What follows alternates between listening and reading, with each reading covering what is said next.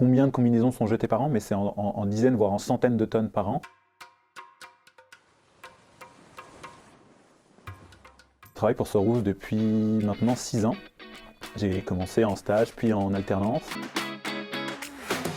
Innovation qui nous a permis de remporter le prix Eurocima Call for Innovation 2024. Du coup, notre programme de recyclage, on a réussi à développer à travers notre programme une solution pour recycler les combinaisons et en refaire des tapis de yoga et des dalles de crossfit.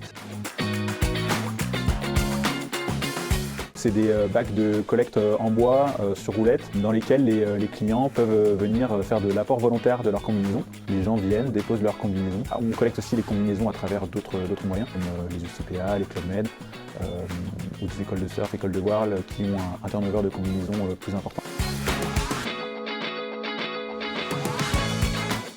Il y avait un énorme turnover dans les combinaisons en néoprène sur le marché, que ce soit les particuliers ou les pros. Mais pas de solution concrète. Jusqu'à pas si longtemps, la seule manière en fait, de se débarrasser d'une combinaison, c'était de l'emmener en déchetterie. C'était enfouissement ou incinération. On a une capacité à collecter et à recycler entre 15 et 20 tonnes de combinaisons par an. Par rapport au marché français, je n'ai pas forcément les chiffres en tête de combien de combinaisons sont jetées par an, mais c'est en dizaines, voire en centaines de tonnes par an. Le néoprène, c'est une matière qui est assez compliquée à travailler et à recycler. On a fait pas mal de recherches, quels produits on pouvait développer à partir de néoprène recyclé. On a voulu chercher une solution qui recyclait vraiment le plus de combinaisons possible. On a voulu développer un tapis de yoga et une dalle de crossfit.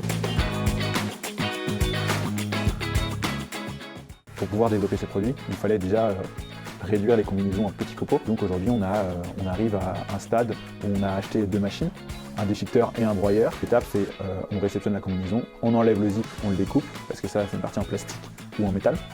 Et après, derrière, on vient d'abord passer la combinaison dans un déchiqueteur, qui en fait des fines lamelles, puis dans le broyeur, qui vient au fur et à mesure rendre de plus en plus fins les copeaux de néoprène. Donc on arrive au stade de broyat plus ou moins fin. On utilise ce broyat-là comme charge et comme matière première recyclée, qu'on vient allier avec une autre matière, une matière naturelle qui a été développée spécialement pour cette application-là. On vient allier ces 2 matières-là pour en refaire une nouvelle matière. Après, il y a différents process qui permettent d'avoir ce type de résultat-là. Là, par exemple, c'est le prototype qui nous a fait gagner l'appel à projet Eurocima. Le Graal absolu, ce serait de pouvoir refaire une combinaison à partir de combinaison.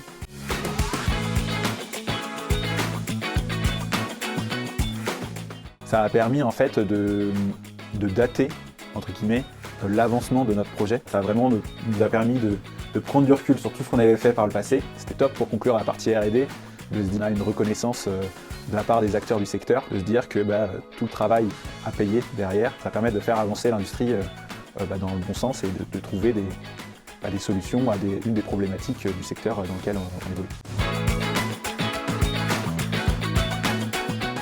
Ça nous a permis de nous conforter dans l'idée qu'on était sur la bonne voie, mais de voir que dans l'industrie surf européenne, on est en capacité de développer et de prouver que malgré le fait qu'on soit dans notre coin, on fait des efforts, on développe des choses et qu'on soit lauréat de ce prix-là, c'est vraiment la validation du fait que on travaille bien et c'est vraiment la consécration des efforts sur plusieurs années. Très simplement, je trouve que c'est une belle porte ouverte en fait, à mettre l'entreprise en avant, montrer que derrière la volonté de faire du profit dans une logique de consommation, ce prix-là, c'est vraiment une belle porte ouverte pour montrer qu'il y a la volonté de faire avancer les choses, la volonté d'innover.